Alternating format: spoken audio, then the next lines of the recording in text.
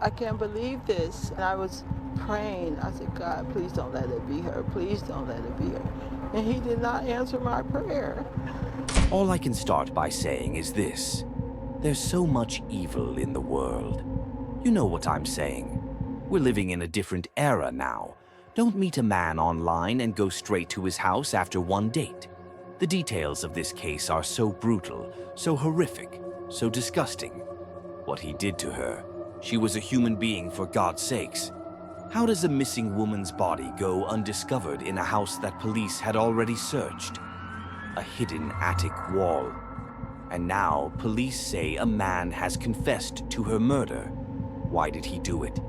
We're going to break down this chilling case, the search, the apparent confession, and the mystery that still remains. You won't believe this actually happened, but it did. September 26, 2025, a Friday night like any other. Reneia Lewis, 28 years old, somewhere in Vallejo, California. Her mom, Terry, sends her a text, just checking in.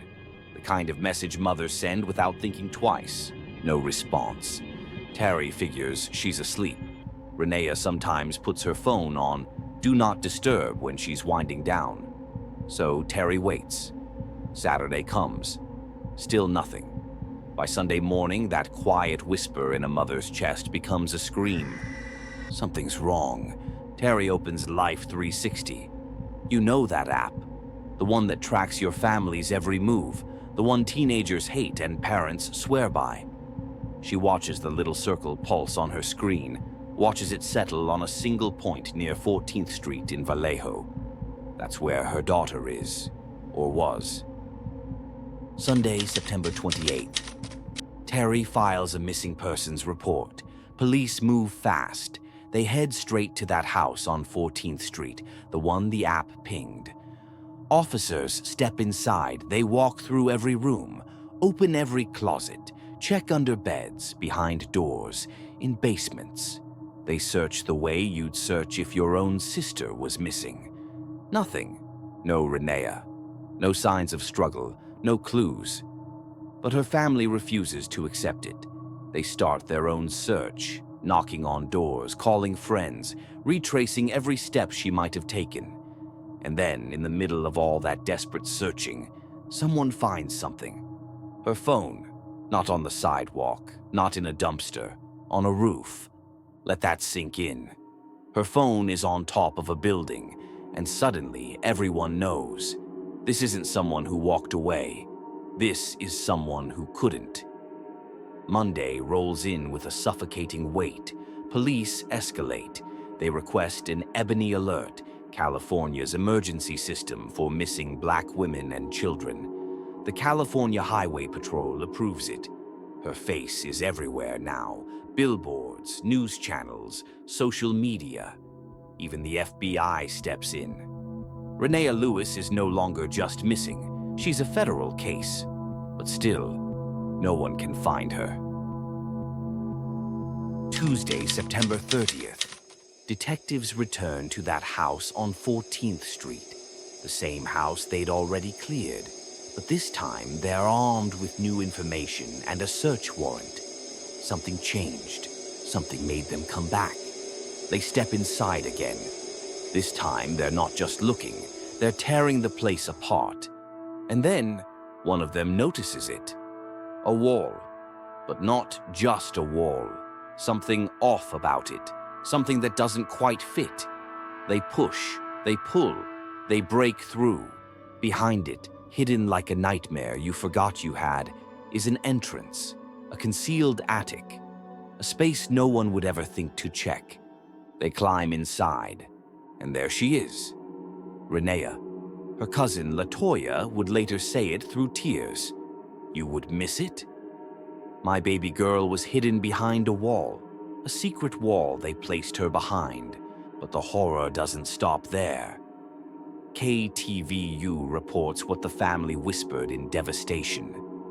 Reneia had been dismembered.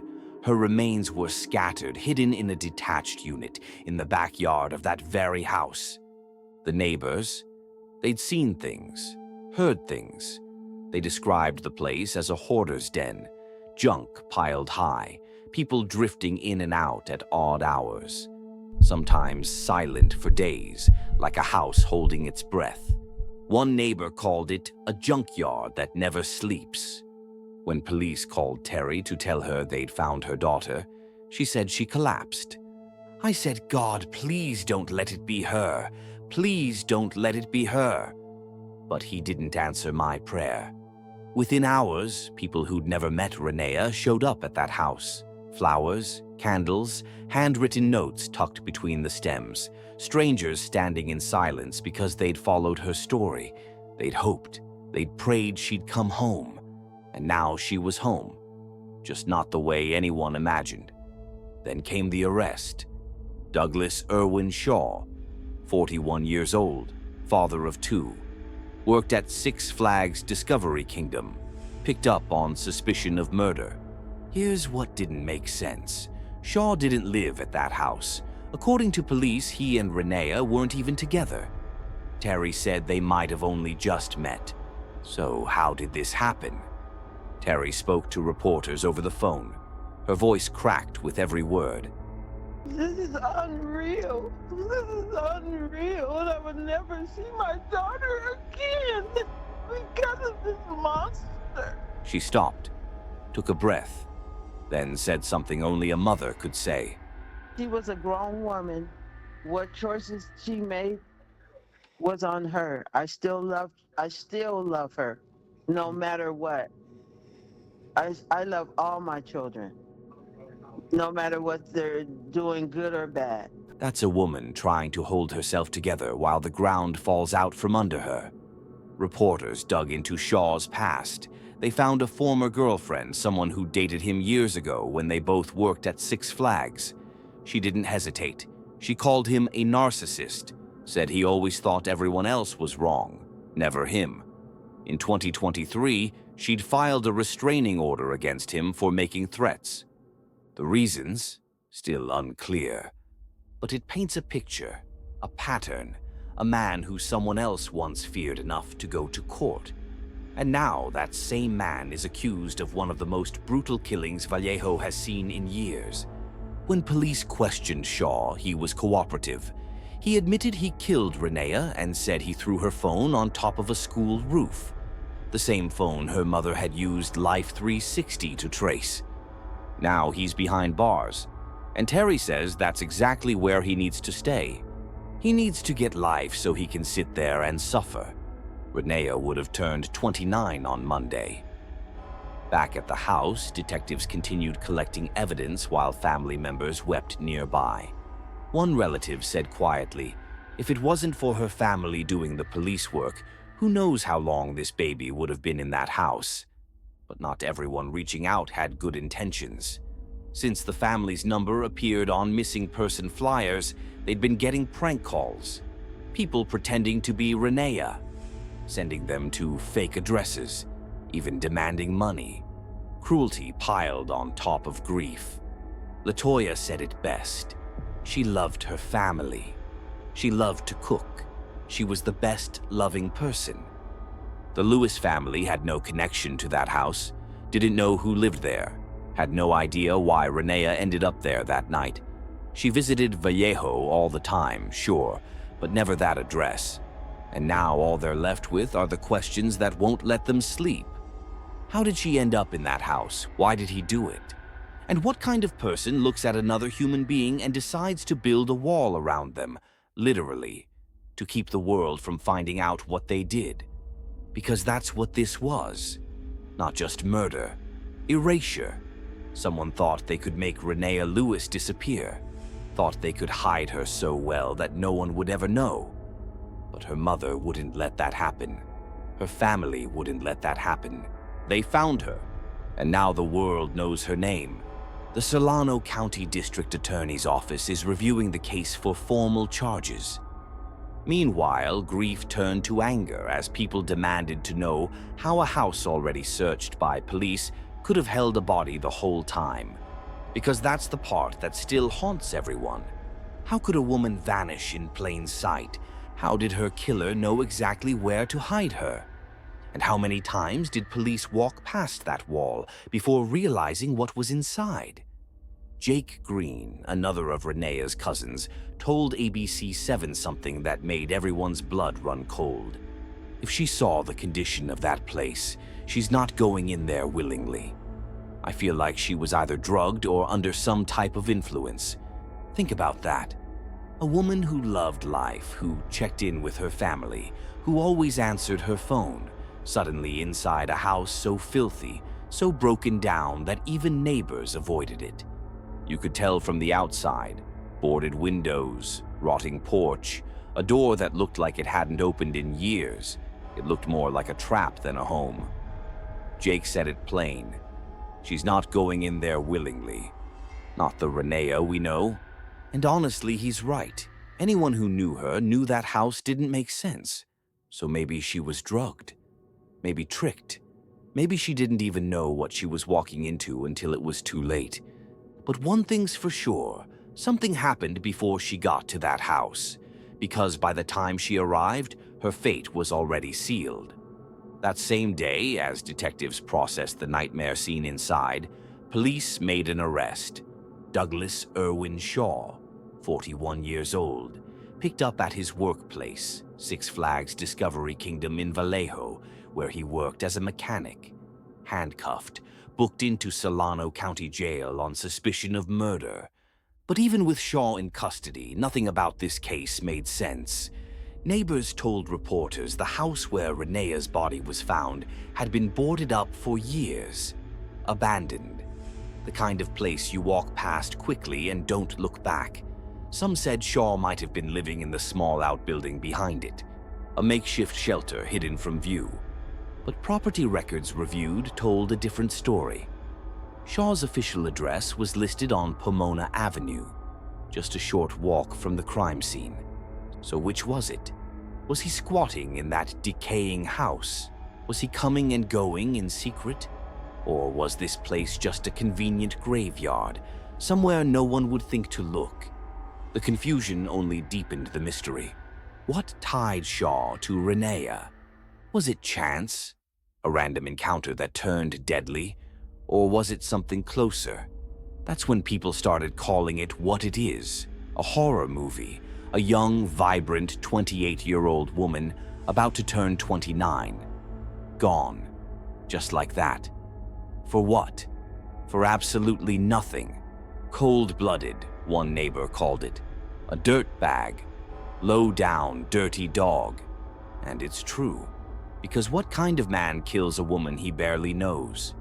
What kind of human sits there, dismembers her, and hides her behind a wall like that's a normal Tuesday? Let me tell you something. People like Douglas Irwin Shaw, they don't need a reason. It's not about rejection or jealousy or some grand motive you can point to. Some of them are just broken on the inside. They wear this fake calmness on the outside, go to work, joke with coworkers, clock out like they've got a soul. But inside they're boiling, delusional, dangerous. All it takes is one fragile ego, one twisted thought, and boom, they decide someone else's life isn't worth more than their anger. And the family, they weren't sitting around waiting for answers. They became the police. They tracked her phone. They followed the pings. They searched neighborhoods block by block. It was her own mother who used that Life 360 app to trace the signal that led to that house. The very one police later stormed with a search warrant. Imagine that. A mother following digital breadcrumbs, hoping it leads to her daughter alive. But when they found her, she wasn't alive. And not only that, she'd been hidden inside a wall, dismembered, scattered. Who does that? What kind of monster looks at a human body and decides, I'm going to start cutting it apart? Think about the psychology of that. The calmness it takes, the planning. That's not rage anymore. That's cruelty mixed with calculation. That's someone who thinks they can erase a person like she was never here. And yet, look at him. Douglas Shaw, a mechanic at Six Flags, a father of two. The type who probably waved to neighbors, smiled at co-workers, made small talk while hiding a darkness that ate at him from the inside. That's the part that chills you. He wasn't some shadow figure lurking in alleys. He was walking among people every day, pretending to be normal. Now there were rumors floating around, people saying maybe Reneia was a sex worker, but her family shut that down quick. There's no proof of that, and it doesn't matter anyway. What's true is she'd been building her social media presence, taking photos, modeling lingerie and swimwear, trying to carve out her space like any other young woman hustling in this era. She was using her beauty and confidence to build something, not realizing someone was out there watching her like prey. Because predators love pretending to be safe. That's their trick. They put on the nice guy mask, the polite tone, the "don't worry, I'm chill" energy, and then the second they get control, they flip. Reneia probably thought she was meeting someone who was decent. Maybe he seemed normal at first. Maybe he said the right things. But if she'd known who he really was, that he'd been served a restraining order by another woman, that he'd already shown signs of being controlling and violent, she never would have gone near him. That's the tragedy here. She thought she was safe. But men like that, they don't need provocation. They just are the provocation. They carry hate like a hobby. They move through the world looking for someone to unleash it on. And when it's done, when they've ruined everything, they act confused, cooperative even, like they didn't just take someone's life. That's what makes it so chilling, admitting to killing their victims just like that. No drawn-out denial, no elaborate story. They just say they did it. But even a confession raises more questions than it answers. What was the motive? What was the exact nature of their relationship? How did she end up in that house? And perhaps most importantly, was the confession voluntary? Was it coerced? What exactly did he say, and can it hold up in court? Those questions will be answered eventually. But for now, the record shows this. Douglas Shaw was formally arraigned and charged with murder. Charging documents reviewed by Cron 4 reveal something even more disturbing. Shaw told officers he killed Reneia with a knife. According to KTVU, he did not enter a plea during Thursday's hearing. He just sat there, silent. Six Flags released a statement. Background check passed. Thoughts and prayers with the family. The usual words companies say when something unthinkable happens on their watch. But none of that brings Reneia back. But for the rest of us, for every woman who hears this story, it's a sickening confirmation of our deepest fears. Because Douglas didn't just kill her. He dismembered her, hid her, nailed boards over her like she was something to be discarded and forgotten. And then he thought that was the end of it. Thought he could go back to work like nothing happened. Thought nobody would care enough to look. Thought the world would just move on. But her family cared. They cared enough to search, to track, to knock on doors, to keep her face alive when people stopped watching the news, to refuse to let her become just another statistic. And that's why he's sitting in a jail cell today. Not because he was clever, but because he underestimated the power of love. Because Reneia's family didn't just grieve, they fought, they hunted. They became investigators when the system moved too slow. And they found her. Not because Douglas Shaw wanted to be caught, not because he felt remorse or guilt or any shred of humanity, but because a mother refused to stop looking, because a family refused to let her disappear. And now the world knows what he did. Now everyone sees him for exactly what he is, not a mechanic, not a father, not a co-worker. A monster who thought he could erase a woman's existence, but he couldn't.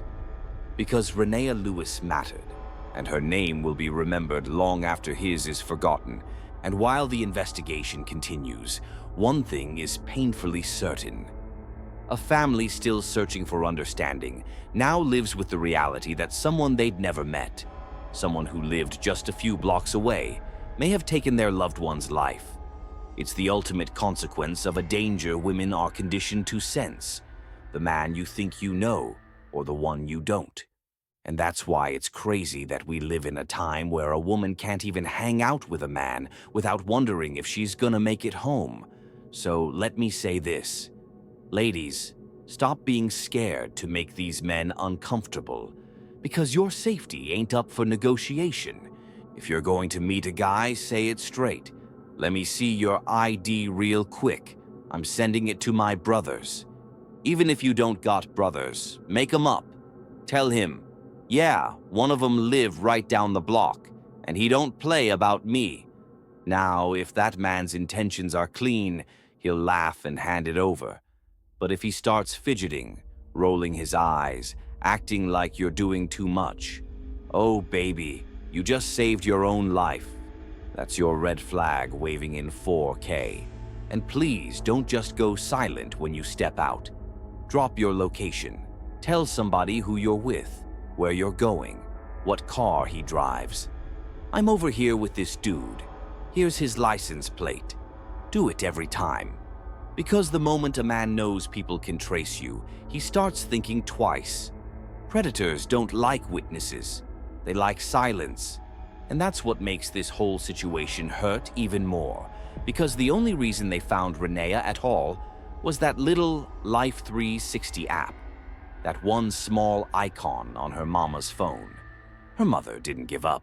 She followed that dot, praying she was wrong. But she wasn't. If her killer had known someone could trace her there, maybe he would have thought twice. But he didn't. He thought nobody was watching. He thought he could hide what he did. Sick man, probably staring at himself in the mirror later, convincing himself it was her fault. That's what cowards do.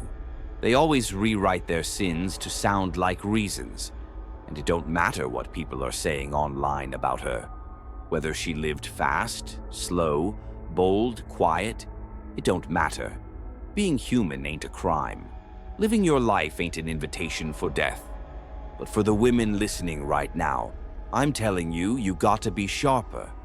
Not scared, just aware. Because this world is full of men who smile in daylight and kill in darkness. They don't come with warning signs. They come dressed up, smelling nice, saying all the right things. And that's the problem. Evil rarely looks like evil.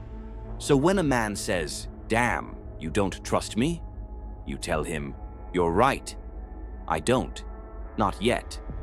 Because the ones who respect that answer, they're the ones you can breathe around. The ones who get offended. Walk away before they show you why. Listen, some of y'all think when a man flashes a few dollars, it's an opportunity. He said he got 1,000 for the night, right? He said, "Pull up, I'll give you another stack when you get here." You're thinking it's a sweet deal, easy money. But what if that's not a blessing? What if that's the price of your life? You see, that's how they get you. They bait you with what you want: money, attention, validation. And by the time you realize something feels off, it's too late. You thought you were the one getting the bag, but really, he's the one running the play. Because when a man already has evil on his mind, your life becomes just another thing he thinks he can buy. So let me give you the game, real talk. If you're living that life, and I'm not here to judge, just keeping it honest, you got to protect yourself smarter than the streets expect you to. When you walk into that man's house or his hotel room, you make sure somebody knows exactly where you are. Tell him straight, "Hey, people know I'm here. My team's waiting outside. If I don't come out in an hour, they're walking through that door." Even if nobody's outside, let him believe they are. Call somebody while you're still in his sight. Make it loud enough for him to hear. "Yeah, I'm here now. You still posted outside? Aight, 1 hour. Then hang up. See, predators don't like risk. They like quiet targets. When they realize eyes are on them, their courage vanishes. Because these aren't men. These are parasites wearing skin. They want to feel powerful for 5 minutes, and when it's over, they'll act like your life meant nothing. That's why I say, if you're out here, you better play chess, not checkers. Because these streets don't love nobody, and evil doesn't always wear a ski mask. Sometimes it wears cologne and a smile. So no, I don't agree with the lifestyle, but I understand survival, and survival requires strategy. Don't ever step into a stranger's world without insurance on your name. Let people know where you at, who you with, what he drives, what color door he got. Because when you go missing, that's the information that saves you, or at least helps them find you. Protect yourself first, love second, because the same men who sweet-talk you into a room might be the ones trying to erase you from it. So keep your guard high, your phone charged, your location shared, and your instincts sharper than your fear. Because at the end of the day, these dudes out here ain't tricks, they're traps. We can honor Reneia's memory by learning from what happened to her, by trusting our instincts when something feels off, by letting someone know where we are every single time, by remembering that no amount of charm can cover up a man's sickness once it shows. Because the truth is, predators don't come with warning labels. They don't crawl out of dark alleys. They smile, they text good morning, they pretend to care. They wear decency like a disguise. So tell me, what do you think could keep more women safe from people like him? Have you ever ignored a red flag because someone made you feel like you were overreacting? Share your thoughts below. Your story might be the reason someone listens to their gut next time. And if you believe monsters like Douglas Shaw should never walk free again, hit subscribe. Only cowards stay silent when evil looks them in the eye. We tell these stories not for clicks, not for fear, but to make sure names like Reneia's are never forgotten and no woman's light is ever stolen again.